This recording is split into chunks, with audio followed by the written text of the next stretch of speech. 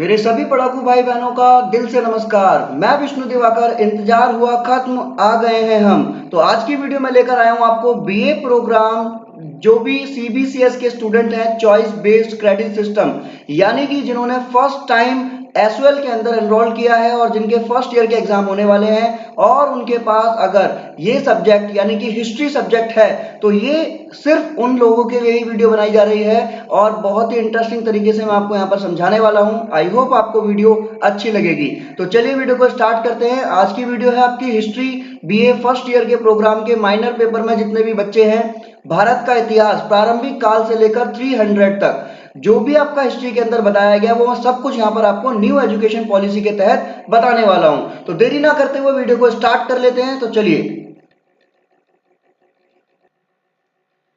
तो सबसे पहले मैं आपको बता देता हूं जो भी आपका सिलेबस है उसके अकॉर्डिंग हमारी यूनिट नंबर 1 आज हम लोग कंप्लीट करने वाले हैं, जिसके अंदर हम पढ़ेंगे प्रारंभिक भारतीय इतिहास की व्याख्या करने के लिए स्त्रोत। तो भैया ये मैं आपको बता दूं कि ये जो आपका चैप्टर है बहुत ही ज्यादा इंटरेस्टिंग है और आपको बहुत ही कम शब्दों में समझ में आ जाएगा। वीडियो ज्यादा लंबी नहीं रखूंगा, इसको मैं 2 पार्ट के अंदर कंप्लीट करूंगा और आपकी यूनिट 1 कंप्लीट कर दी जाएगी।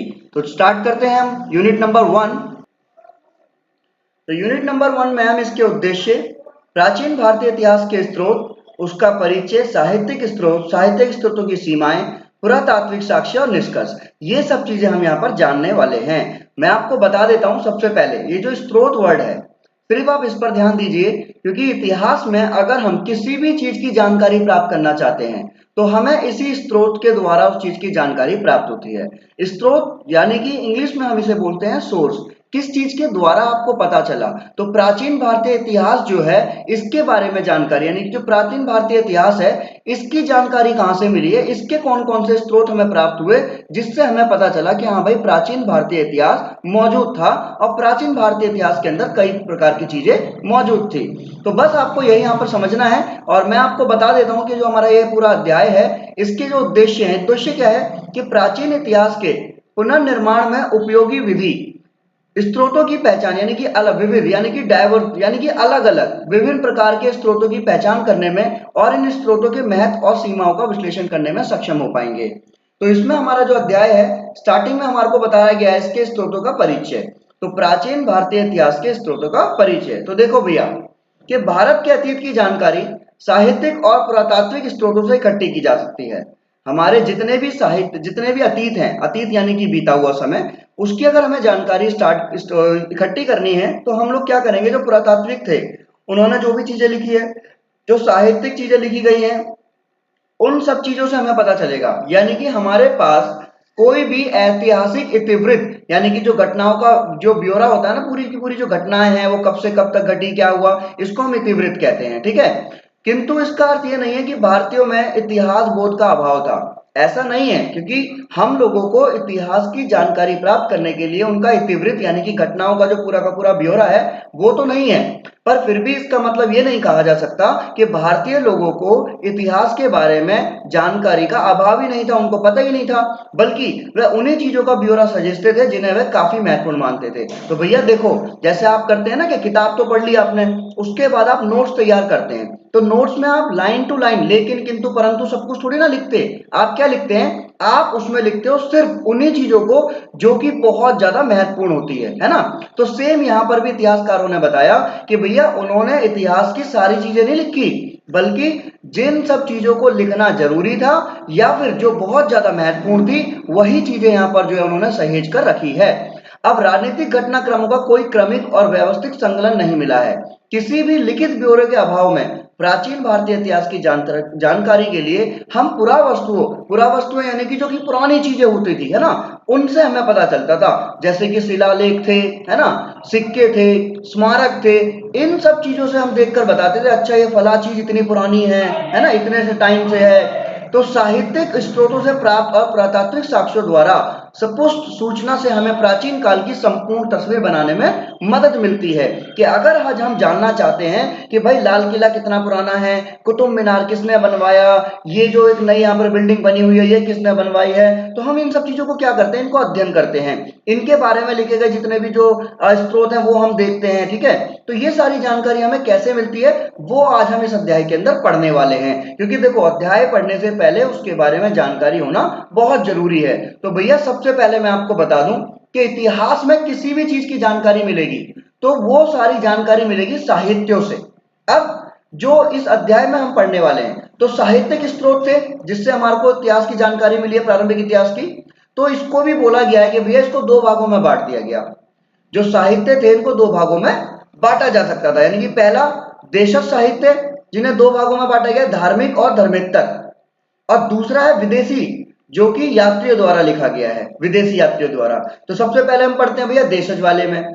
तो देशज यानी कि देश के अंदर, तो धार्मिक ग्रंथ के अधिकतर प्राचीन भारतीय साहित्य जो है वो क्या है, धार्मिक प्रवृत्ति के हैं, धर्म से जुड़े हुए हैं, है ना। और जिन्हें अतीत को सहेजने के लिए दृष्टिकोण से नहीं लिखा गया था कि अतीत को इकट्ठा किया जाएगा, सहेज कर रखा जाएगा, बल्कि सामाजिक धार्मिक ग्रंथों को ब्राह्मण, बौद्ध, जैन साहित्य में वर्गीकृत किया जा सकता है। इनको अलग अलग बांटा गया है, ब्राह्मण उसके अंदर, बौद्ध धर्म के अंदर, जैन धर्म के अंदर, इन्हीं साहित्यों के अंदर को वर्गीकृत कर दिया गया है।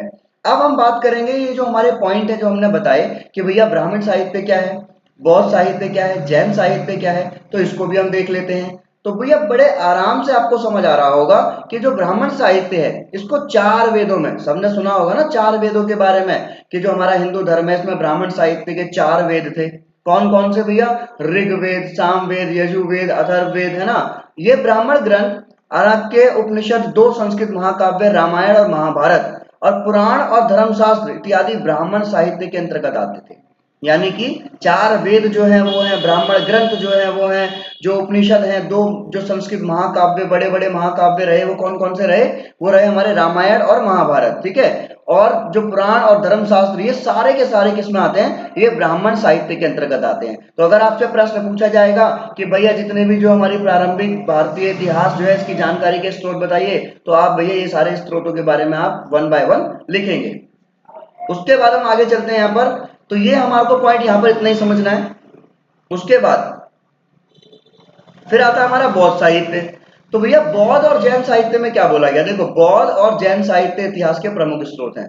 यानी कि बौद्ध धर्म को पढ़ोगे आप, जैन साहित्य के धर्म को पढ़ोगे आप, तो आपको पता चलेगा कि इतनी सारी चीजें इतिहास की जो है ना हमें पता चलेगी इन्हीं साहित्यों के द्वारा।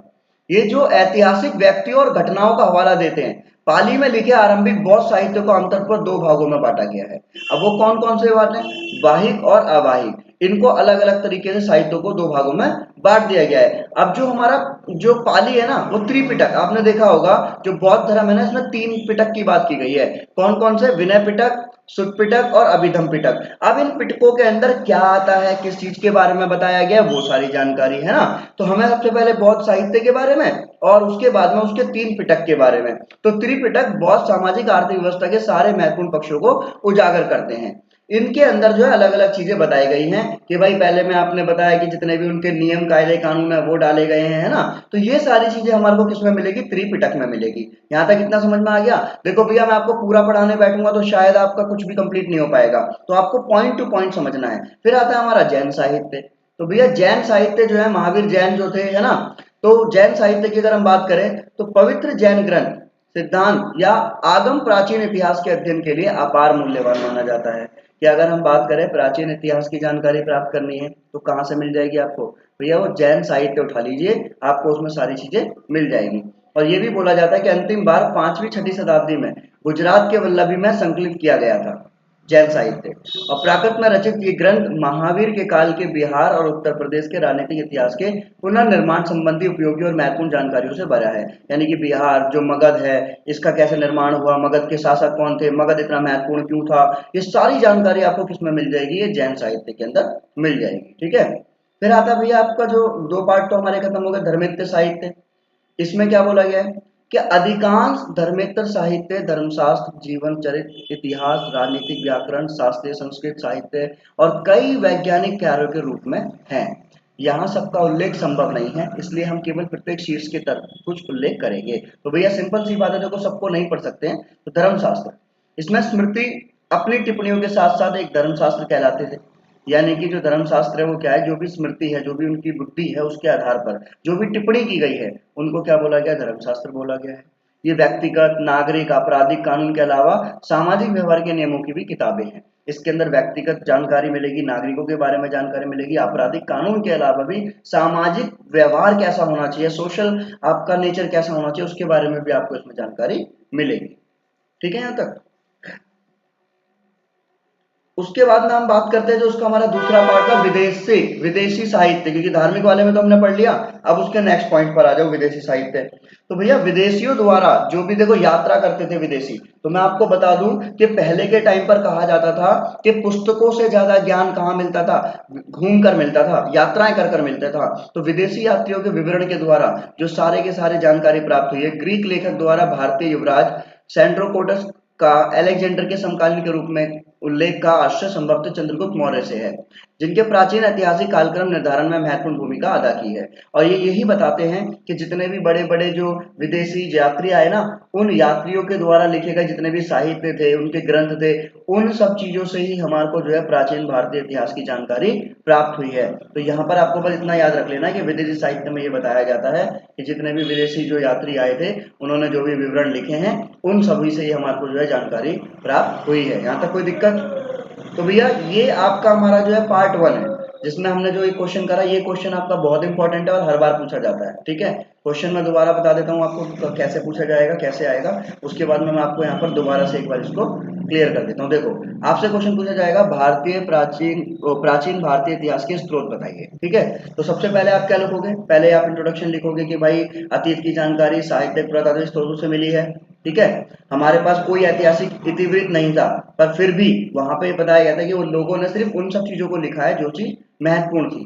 फिर हम बोल सकेंगे इसमें ये साहित्य के स्रोत कौन कौन से होते हैं, इनको अलग अलग भागों में बांटा गया। जैसे कि हम पहले बात करें तो पहला जो है वो देशज है, देशज साहित्य को भी दो में बांटा गया, धार्मिक और धर्मेतर, जो भी हमने पढ़ा। ठीक है, उसके बाद में विदेशी जो यात्रियों द्वारा लिखे गए। बस यही हमारा क्वेश्चन आएगा और इसी का हमारे को आंसर देना है। तो ये हमारी जो है 13-14 मिनट की जो वीडियो बनाई है वो मैंने इसलिए बनाई थी कि अगर आपको ये वीडियो समझ में आती है, अगर आपको लगता है कि हाँ भैया हमारे को ऐसे बुक से बहुत बढ़िया से समझ में आ रहा है, क्योंकि देखो कोई अलग से स्पेशल नोट नहीं है, कोई नहीं है, सिंपल आपको एसओएल की बुक्स लेनी है और उस बुक में से ये पॉइंट्स उठाकर लिख लेने हैं, क्योंकि आप पूरा तो याद नहीं कर पाओगे, बट एटलीस्ट इतना याद कर लोगे जो पॉइंट्स है, जैन साहित्य, धर्मेतर साहित्य, उसके अंदर क्या क्या चीजें बोली गई, थोड़ी थोड़ी चीजें भी याद कर लोगे तो इससे आपको पूरे नंबर मिलने की संभावना ज्यादा रहती है। और फिर आपके एग्जाम के टाइम पर मैं आपको जो है इंपॉर्टेंट क्वेश्चन भी यहाँ पर करा दूंगा। तो आई होप आपको वीडियो अच्छी लगेगी, आगे की जानकारी के लिए हमारे साथ बने रहिए। और अगर आपको वीडियो अच्छी लगी है तो आप मुझे कॉमेंट सेक्शन में जरूर बताइएगा, ताकि मैं ऐसे ही हर सब्जेक्ट की वीडियो बनाकर आप तक पहुंचा सकूं। और हिस्ट्री के सारे चैप्टर्स में जल्दी खत्म करने वाला हूं। तो ये हमारी वीडियो 1 होने वाली है। अब मैं यहाँ से वीडियो नंबर 1, नंबर 2, नंबर 3 इस तरीके से वीडियो को ऐड करने वाला हूं, ताकि आप लोगों तक सारे के सारे एग्जाम्स से पहले आपकी सारी की सारी सुविधाएं जो समस्याएं हैं वो दूर हो जाए। तो चलिए आगे की जानकारी के लिए बने रहिए हमारे साथ। Thanks for watching.